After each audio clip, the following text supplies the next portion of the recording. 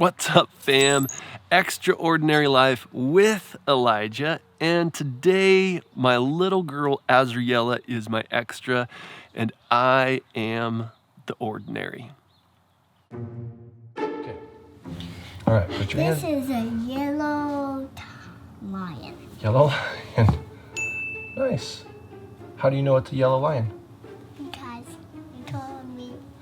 Because I told you. Okay, let's sit up here. And this is a red and black ladybug. Nice. Oh. Let's count the legs. Oh, let's 1, 2, 3, 4, 5, 6, 7. Nice. And this is a purple and pink. Purple and purple. A pink and purple butterfly. Nice, honey. Good job. And this is a blue and green elephant. Good job. And this is a gray airplane. Nice, honey. And this is a mirror flower. Nice. And this is a fish.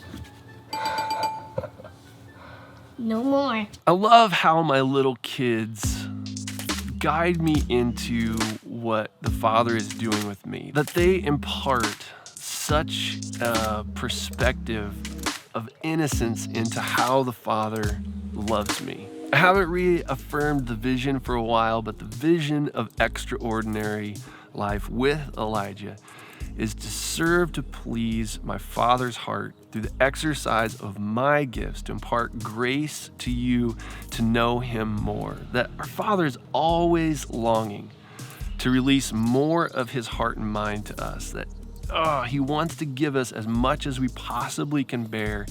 And He's growing us up as fast as He can to impart as much of Himself to us as He can to fulfill the longings of His heart, to have us share in His holiness. So through that process, in order to awaken that in us, He's always disciplining us, guiding us into that share that we can have in His holiness. With my little girl Azriela, as you saw in the video, hopefully you can kind of get a little sense of where I'm going. But in Hebrews chapter 5, starting in verse 11, it says, "We have much to say about this, but it's hard to make it clear to you because you're no longer trying to understand. In fact, though by this time you ought to be teachers, you need someone to teach you the elementary truths of God's word all over again. You need milk, not solid food. Anyone who lives on milk, still being an infant, is not acquainted with the teaching about righteousness. But solid food is for the mature, who by constant use have trained their senses to distinguish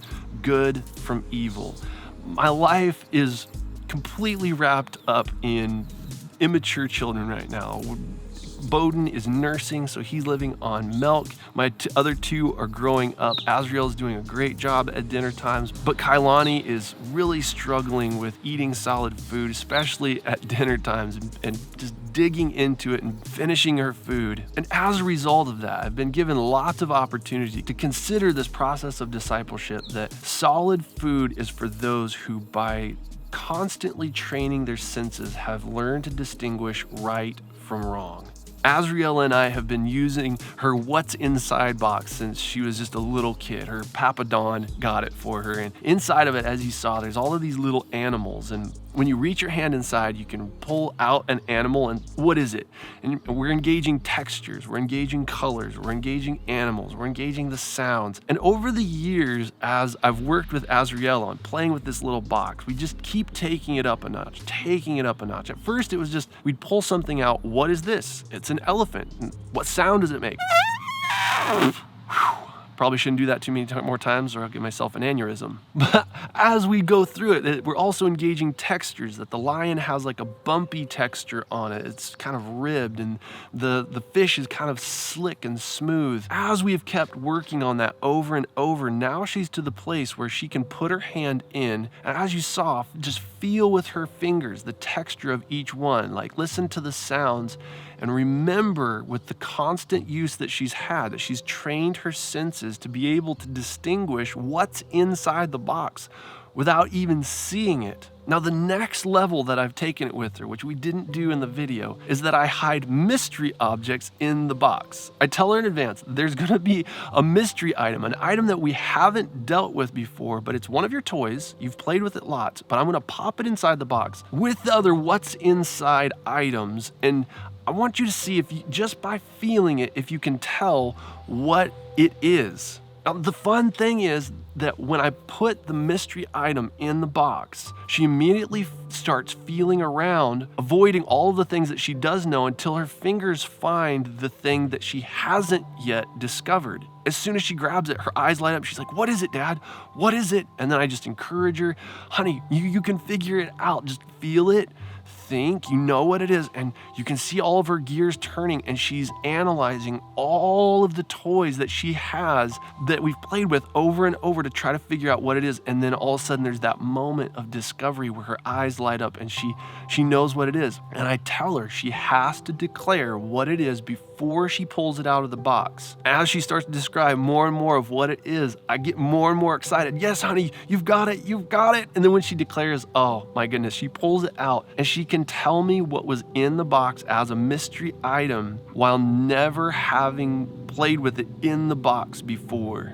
That is what I've been considering as I consider this passage in Hebrews chapter 5.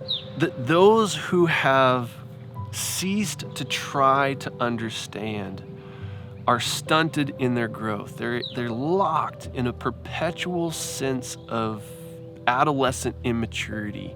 But those who have a hunger for the Father, that when he says, "I've hid something for you," not from you, I've hidden it for you, because I want you to experience the joy of discovery. That when he tells us things like that, he's like, "You've never identified it before, you've never investigated it, that I'm calling on your trained senses to find something in the mystery box that I have for you to discover." That rather than sticking with the things that we've discovered 1,000 times before, we know exactly what it is. It's the yellow lion, it's the yellow fish, it's the mirror-flower, which would be an amazing Tolkien character, I think. Although I think Flowermere would probably have been a better name. But rather than jumping into the mystery box and finding the things that we've found 1,000 times before, that we plunge our hands in, wrapped, surrounded by our Father's hands and care, his encouragement that he's like, "Find it," and that our eyes light up.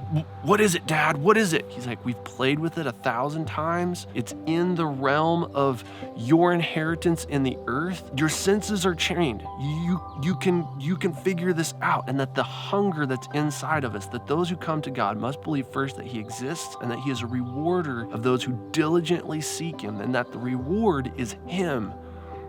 That we get so excited that we push all of the other things that we know about aside, all the things that we're comfortable with, and we zone in on that one thing. This is the unknown, but it's with excitement and relish and hunger, and that as we identify it, that we explode into that joy of discovery of our senses are being able to distinguish the things of heaven without ever having been engaged with them. That is maturity, that we have a growing maturity and intelligence to be able to understand the things of heaven and to have a hunger for them. My encouragement to you is that as you walk forward with our Father, that inasmuch as I am training my little girl's senses, that I'm training my infant son's senses through constant use, so that they can begin to identify the mysteries of their Father that are planted for them, that you would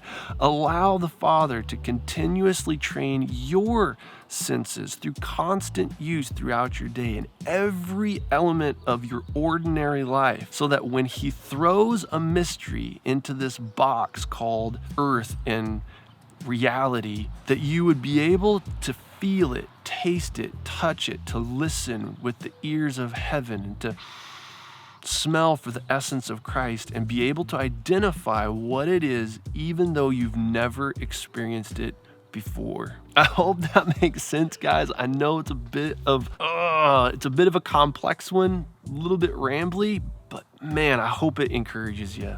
I hope it encourages you. Again, the goal is to please my Father's heart through the exercise of my gifts, to impart grace to you to know Him more. If you subscribe to what I'm doing, hit the button, hit it, and then get it. Hit the bell as well so you get notified with the new content. And if you love this video, you didn't just like it, hit the thumbs down button. I pray blessings on you guys' day. I love you guys lots, and I'll see you in the next video.